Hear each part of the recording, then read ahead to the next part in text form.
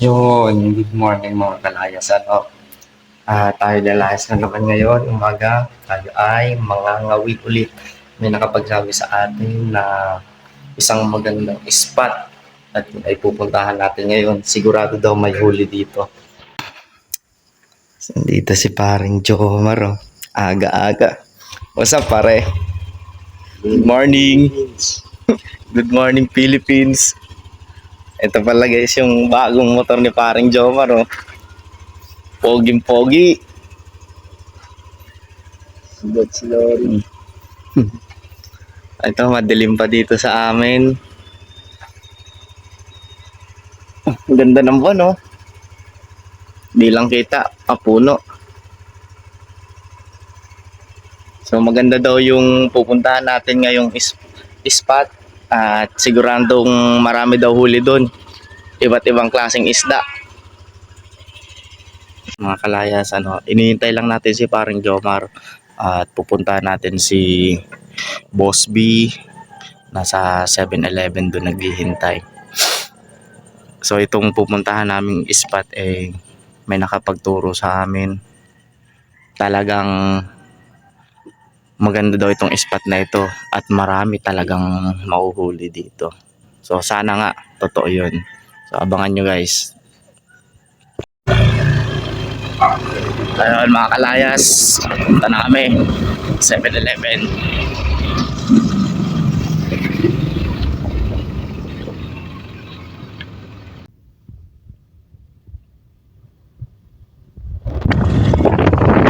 Simbahan namin guys.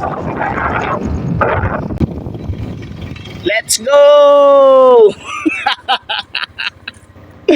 Ganito po. May nagtatampuhan pa dun sa kanto.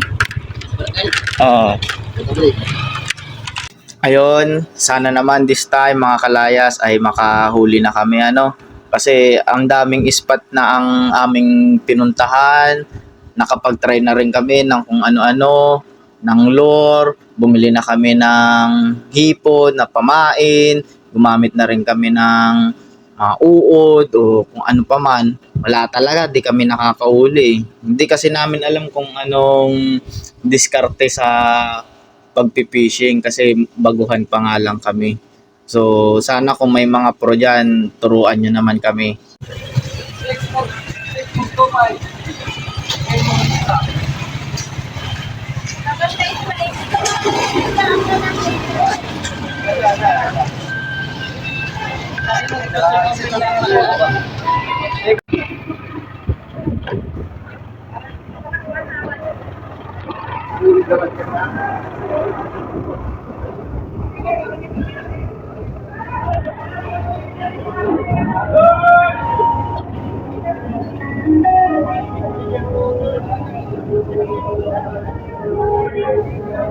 So ayan mga kalayas, nandito na kami sa sinasabi nilang spot.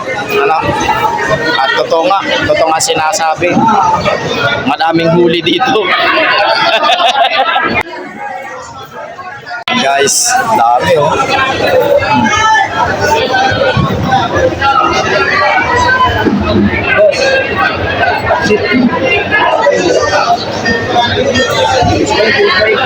So guys, nakahuli na tayo mga kalayas. Automatic ang pain 300. Mas mabilis pala dito mga will 300 ang pain, malaki ang huli. Mabilisan lang. Yan guys oh. So ayan mga kalayas, ang bilis. Ano masasabi ng Boss B? Sa 1,000 mo lang ang pain, matik, angat agad, sira agad, isda agad. So hindi kami inabot ng ilang minuto bilis pala ng huli dito. Basta ampain mo mga 500, okay na yun. Ilang kilo na mabibili mo. So ayan guys, pauwi na kami sobrang bilis lang ng ating pangangawil. Mas mabilis pala pag ampain mo ay mga 300 or 500. Pauwi na tayo guys. Yan medyo traffic. Dami kasing tao.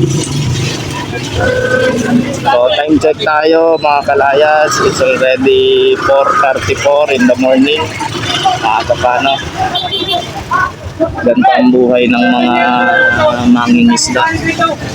Sobrang aga nila pumupunta dito para makapamili sila ng murang isda. Tapos ayan, ilalako nila mga bayan-bayan sa mga sityo. Sige kuya, sige, malaki, malaki. Malaki ang bayaran. Yan, malaki.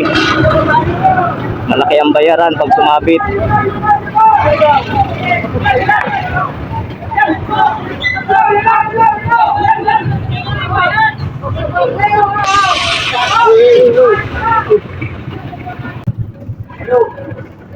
Dulu, pwede na ata dun pa rin.